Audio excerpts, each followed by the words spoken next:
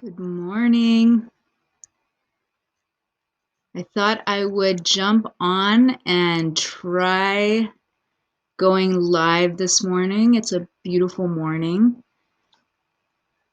And instead of demoing some artwork, good morning.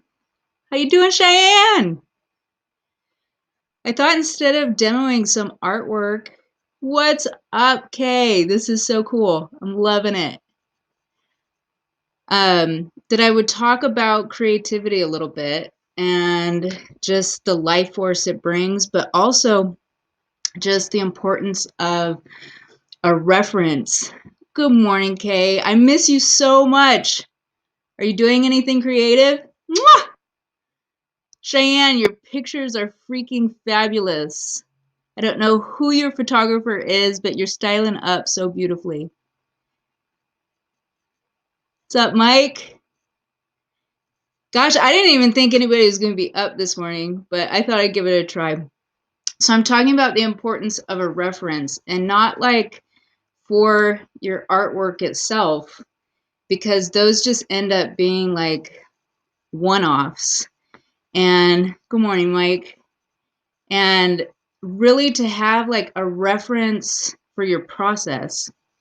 And those of you who know me know that I am deep into process, but it's like any kind of reference. Like for me, I like to choose a lot of natural references because that's the original creative force, right? It's not mechanized like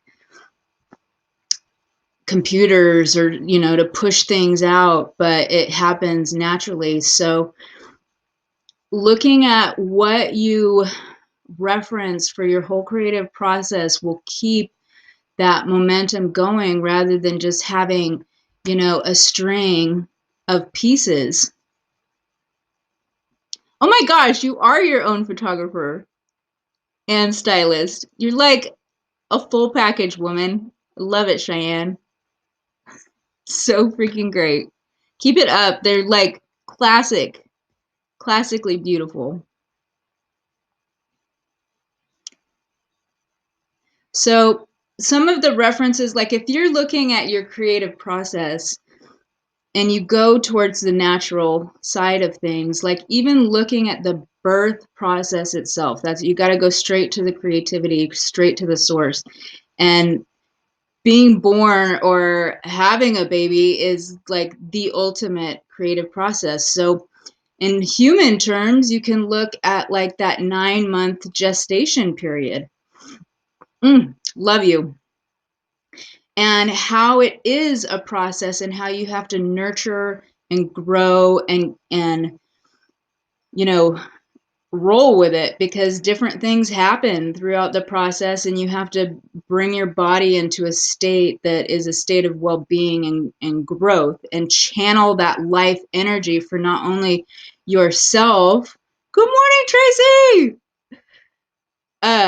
But also channel that energy for what you're creating. So I think having a model for your process is super key for allowing yourself to continue creating, no matter if your pieces are strong or if your pieces are really awesome. And so if you use the metaphor of something for your creative process, it gives you something to hang on to and to focus on, so that when you leave the easel, or your whatever you do as far as your creativity, that you can always come back to it.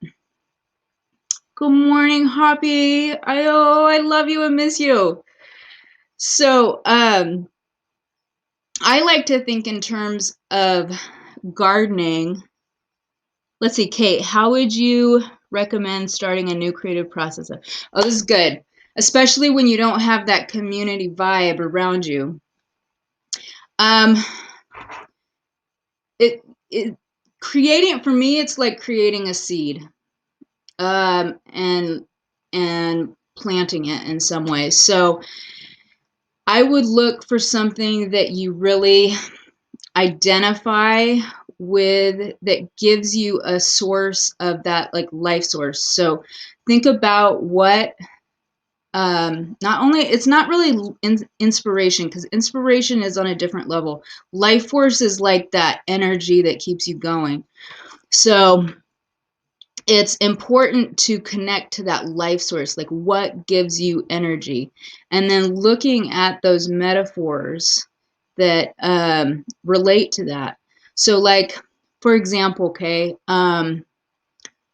when a year ago, when like COVID first hit, um, like the whole creative process that I was working with, just within the community and everything, and just the whole world feeling, it just kind of dropped. It's like all the balls dropped and all the creative momentum dropped. My process has been going from within, being home and taking it out into the world. And that little metaphor of just being in the house and thinking of what I want to create for the day and then taking it out into the world, that's like a birth.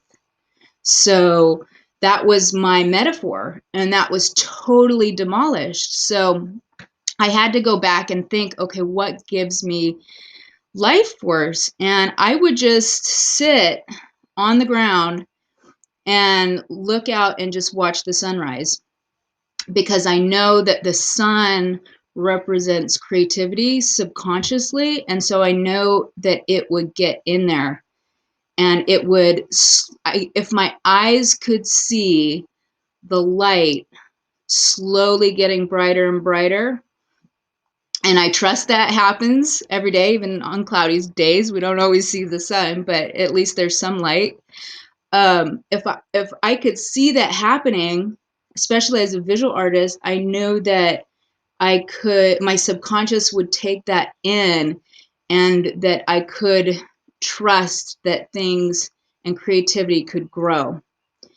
And so that sort of thing was useful for me. So you have to look at the structures and processes in your life that um, do give you life. If it's actually like the people in your life, like if you have friends, like you could break down what it is to have a relationship with a friend, and look at what that process is, look at what that pattern is, and see how it affects you, in terms of your happiness and wanting to um, do something and excite you to bring life into your life. So something like that, it takes a little bit of work to go deep enough to find what will really work for you.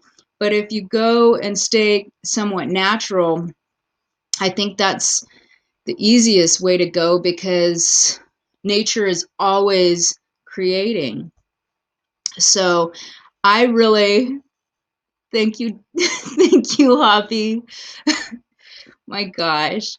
Um, I just love the metaphor of a plant, because you get a flower, you can get a flower, you can get a fruit at the end, and that's kind of like the artwork at the end of the creative process, and you get to indulge in the sensual um, beauty of tasting the fruit and the nutrition of it, or just looking at the beautiful flowers, and the colors are very healing, and there's beauty there. But nobody really looks at all the work that it takes to nurture the plant and get it in the right conditions, and then also just letting nature happen.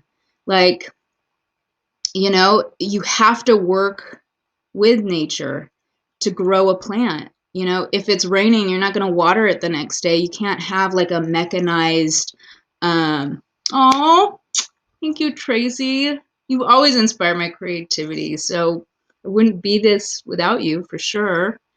Um, but I was going to say, you can't, like, in a creative process, you can't say, I'm going to paint Monday, Wednesday, and Friday. Just like you can't say, I'm going to water the plants Monday, Wednesday, and Friday, because it could rain on Sunday, and then you're giving your plant too much water on Monday. So you have to work with nature. Creativity is a life force in and of its own. So you have to work with it. It has a life of its own. And that's why, like, Kay, you were talking about just that community. That's why we thrive so much, is to have that community, because the creative life force expands because we're all in it. And it's much harder to do it on your own, but often that's what an artist has to do. And so you have to tap into some sort of creative source. And for me, that's nature, because it's always giving. And you just have to figure out how to open yourself up to channel that and work with it. Whatever your creative process is, you have to tune in and work with it. And that's why a mechanized process for creativity doesn't work. Ah, love it. Yeah, there is so much chaos. There is so much chaos.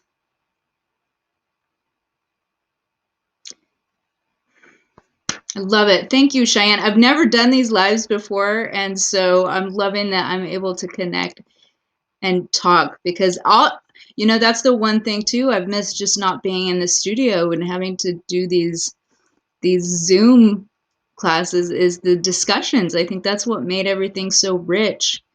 It fuels the process for sure.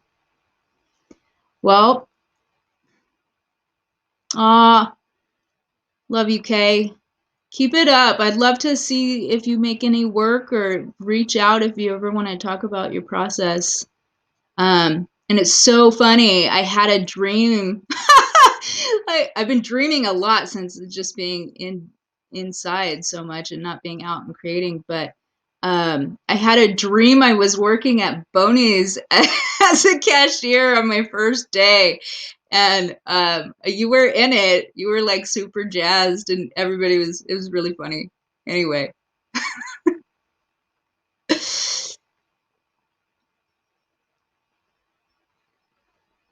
Yes, creativity is born from an experience. That's the whole thing. Because that's what that experience is, life. Oh, yay, Cheyenne, paint, woman, paint. Yes, I loved when I got to hang out with you too. It's much hard. That's more inspiring, I think, than anything. And that, like, bringing your creative process out from just yourself. It's not even about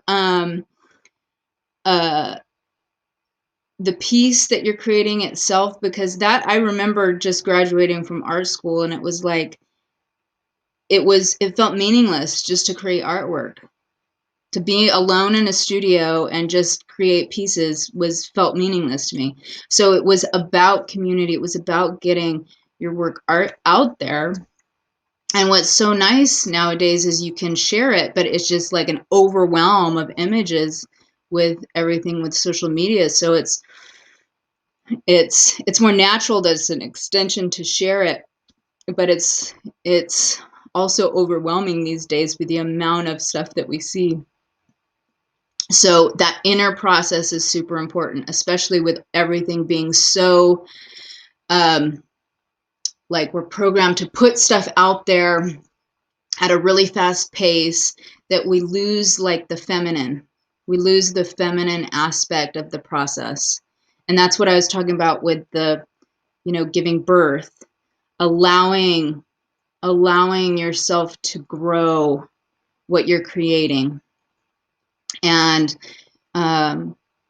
letting it develop, and not putting those expectations and limitations on yourself, that you have to produce a fruit when it's not ready and ripe, and that's okay.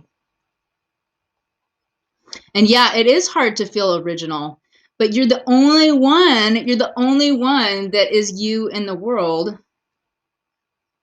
And you are so unique. You are so unique. You are like the epitome of original. Oh my gosh. Okay. But you are like each person has such a unique combination, and like Tracy was saying, like this experience, your creativity comes from experience. So oh my gosh, Kate, I have like a great exercise for you. I learned it over the summer, but it's called Kensho and Satori. So let me see if I get this right. It's two Japanese terms, but Satori are those like high moments of like success. And Kensho are those moments of like such deep hardship. But both of them change your life in some way. So they can transform you. Both the ecstatic experiences of living and also those really hard traumatic experiences. But if you have like a timeline, okay, if you have a timeline of your life, and you can do this in your sketchbook, and just you draw a line and how many years you've lived, and then you just put a dot, like if it was a really great experience in life that changed you, you put a dot above the line. If it was a really challenging hardship that changed you or taught you, you put a dot below the line. And you just figure out where those dots are within your life, and you connect them, and you start noticing a pattern. And then you look at those moments and see what lessons you gained out of them. You can just like sketch or draw little pictures or whatever.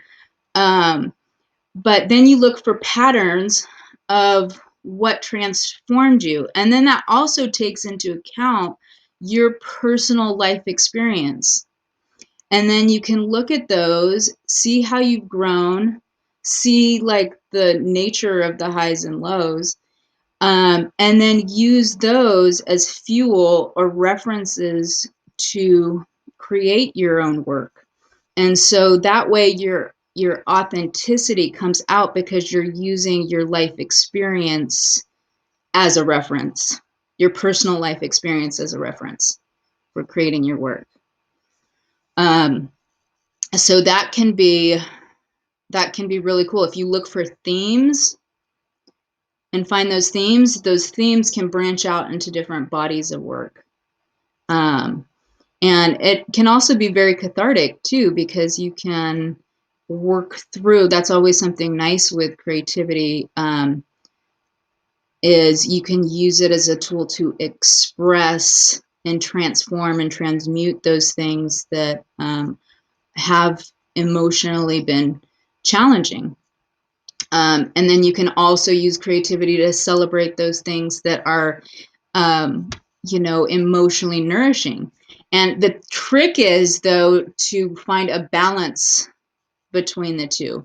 Because we do need, and especially just like embracing all the colors and values in lights and darks in our artwork, we need to do that in life as well. Otherwise, we will get blocked creatively, because it's that lack of acceptance that creates those blocks.